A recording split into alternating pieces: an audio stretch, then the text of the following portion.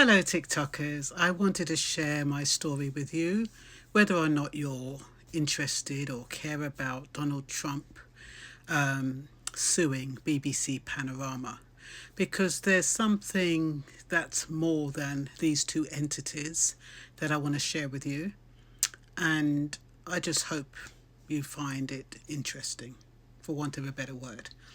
Okay, so Donald Trump versus BBC and why this story matters. There's a quiet moment that happens to all of us now. You're scrolling or listening or half watching the news while doing something else. And you hear a short clip about someone, an institution or an organisation, just a sentence or a phrase, and instantly something forms in your mind. A judgment, a feeling, a sense of what kind of person or organisation is this? We rarely notice how fast that moment arrives, and we rarely stop to ask how much meaning was carried or lost along the way. We live in an age of fragments, soundbites, highlights, excerpts. Nobody has time for the full speech anymore. Nobody sits through the whole interview. Meaning has to be trimmed, shaped, condensed. That's not a moral failure, it's a practical one. Editing isn't deception by default. It's how communication survives. But there's a thin line. And most of us feel it instinctively between shortening something and reshaping it, between clarity and distortion. Think about how you'd feel if someone retold something you said. Not wrongly, not with different words, but with the pauses removed, with moments rearranged, with emphasis shifted just slightly. They didn't lie, but you'd still say, "That's not how I meant it." That discomfort is universal. And here's where it gets complicated, because editing doesn't just remove words. It removes time, the space between thoughts, the change in tone, the moments where someone hesitates, corrects themselves, softens something they just said. Time carries meaning. And when it's collapsed, that meaning can intensify. Not always unfairly, but noticeably. This is why accusations about editing are so powerful. When someone says, "My words were taken out of context," what they're really saying is, "You changed how my intention feels."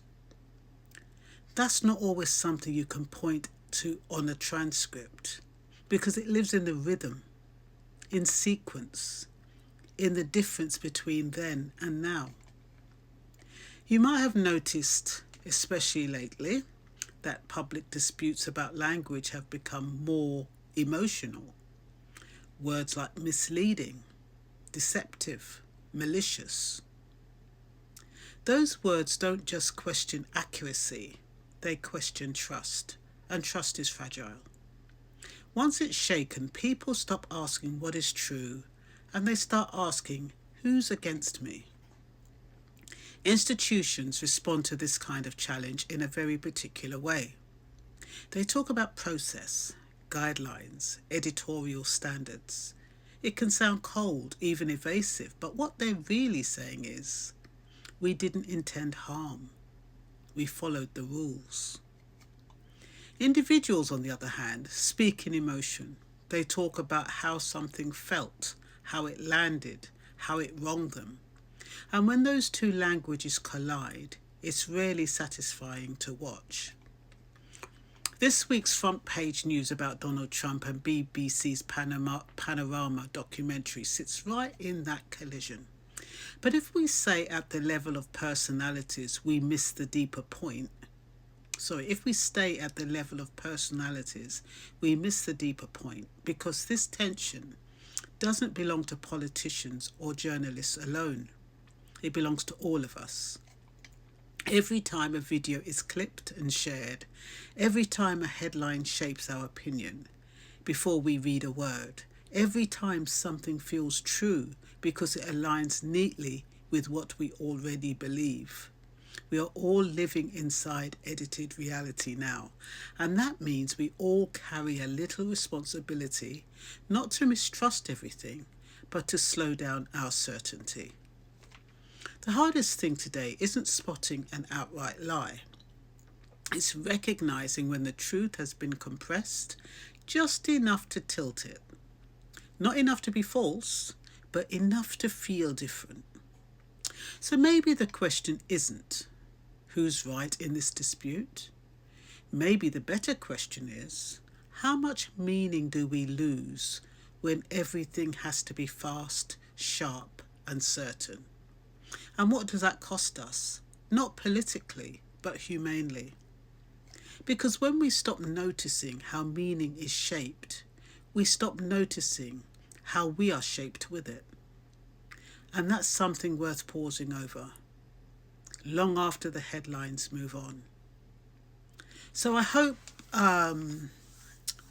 my little story kind of helps you relate to what seems to be a big argument between Donald Trump and the BBC, when actually it's really about feeling misrepresented.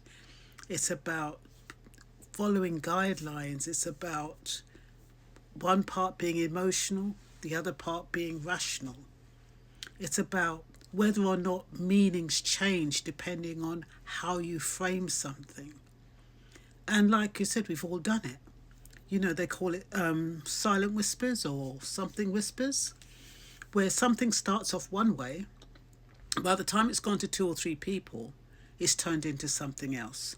Now, this isn't the same, because what has been said was actually said, but not in the same sentence, if you see what I mean.